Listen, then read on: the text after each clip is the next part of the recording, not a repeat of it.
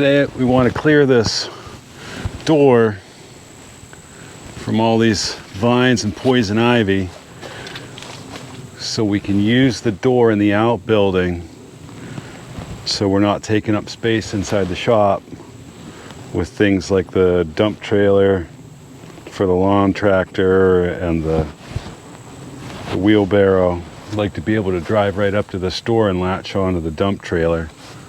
But while we're doing that, I'd like to talk to you about being an old guy, middle-aged guy, and sugar. Because I found something out recently. And what that is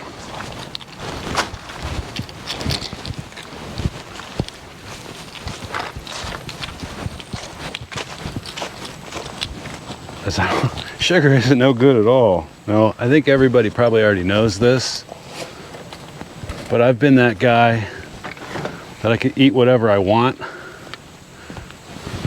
and stay thin. But then if you watch my bicycle show, you know that I used to drink a lot of beer. I was a musician, and part of the deal was, well, we're gonna go play some music. All right, well, part of your pay, we won't pay you a lot of money, but we'll pack you full of free beer. So from sitting and playing music and drinking all the free beer I could stand, I got fat.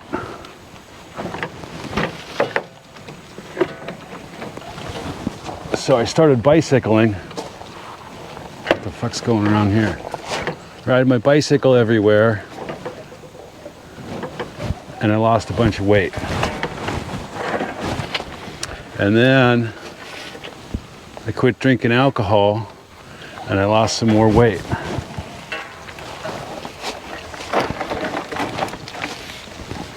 And then one day at work, this young woman that's a HVAC tech came into the tool room. I offered her some snacks, whatever it was I was eating. She said, "Oh, wish I could. I'm intermittent fasting. I can't eat till 11. I said, "Oh, all right, you're lost, whatever." And later on, that stood out to me.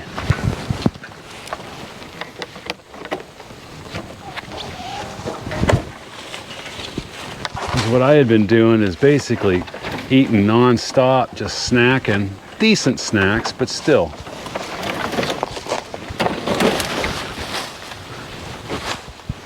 You know, not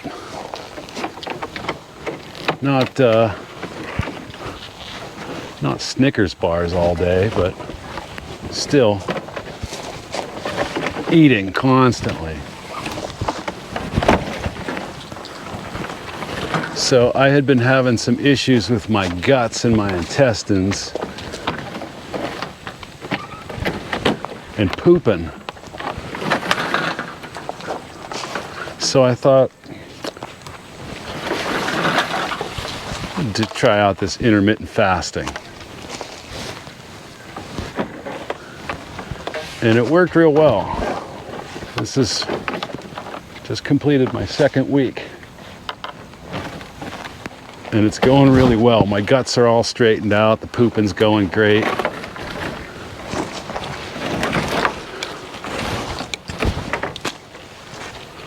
Well, what's that have to do with sugar? So on a Thursday, no, it was a Wednesday evening, I had eaten at work. 3 o'clock rolls around, I'm out of work, not feeling real hungry, but I'm feeling like I'd really like something a little sweet.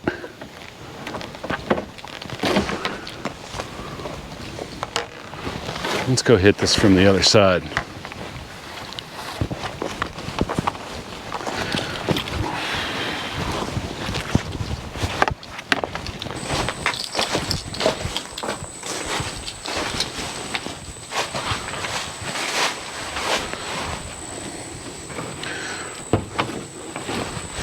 So I ate,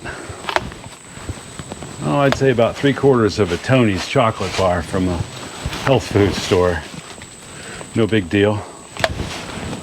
And then later on, about 6 o'clock, I had a handful of gummy candies. Also from the health food store. Still sugar, but I don't know. It just costs more. So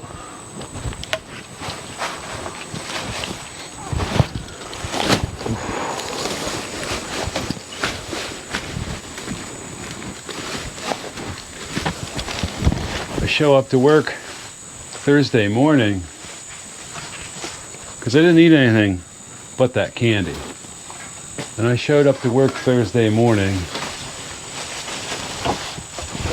with a glucose-induced hangover.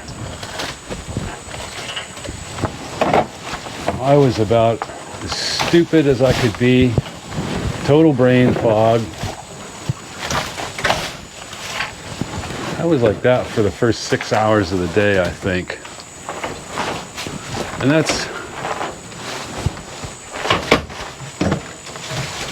well, I don't know that it's unusual for me, but it's a learning experience for me, being an old guy and realizing I can't do that anymore. Now, I'll eat a donut or some chocolate bar, but it can't be the last thing in the day with nothing else after it or nothing to offset it. Every once in a while I see a woman on the YouTube talking about glucose and sugar spikes and how it affects your body, and to eat sugars with fats. That's why the Europeans eat cheese with their They eat cheese with their fruit. And it's said to flatten out the glucose spikes. So that's real interesting. So if you are like me, a guy over 40, and you think you have ADD and ADHD and neurodivergence and all that stuff, well, maybe you do. But it would certainly be worth looking at what you're eating and when.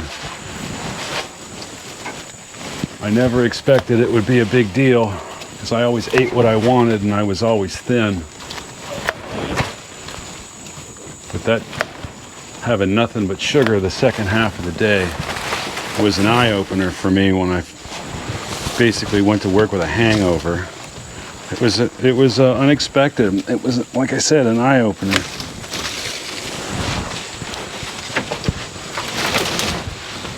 So I hope that's helpful or useful for you somehow. You know, if it took me 49 years to figure that out, maybe you haven't thought of it either. Or maybe you're a young fella and you're still indestructible. So it's worth paying attention. And the intermittent fasting is fantastic. Oops, I almost cut the cable for the door. Is that what it's for? Oops, well, the intermittent fasting's great. I'm not feeding myself all morning long with snacks.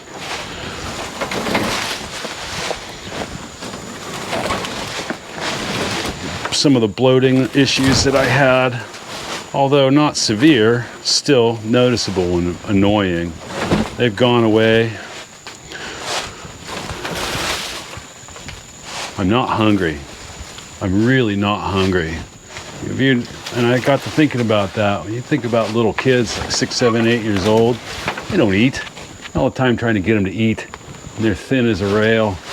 My grandson's like that. Skinny as can be. You gotta remind him to eat because he's not hungry. He doesn't need it. Little kids will eat when they're hungry. Usually after you've cooked something and put it away. But I'm not hungry. I can eat whatever I want.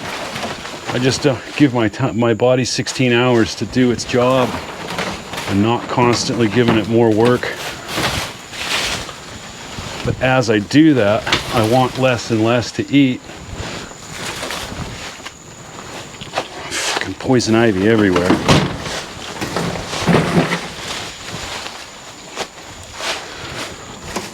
So maybe that'll do you. I hope it helps you. We'll see you next time.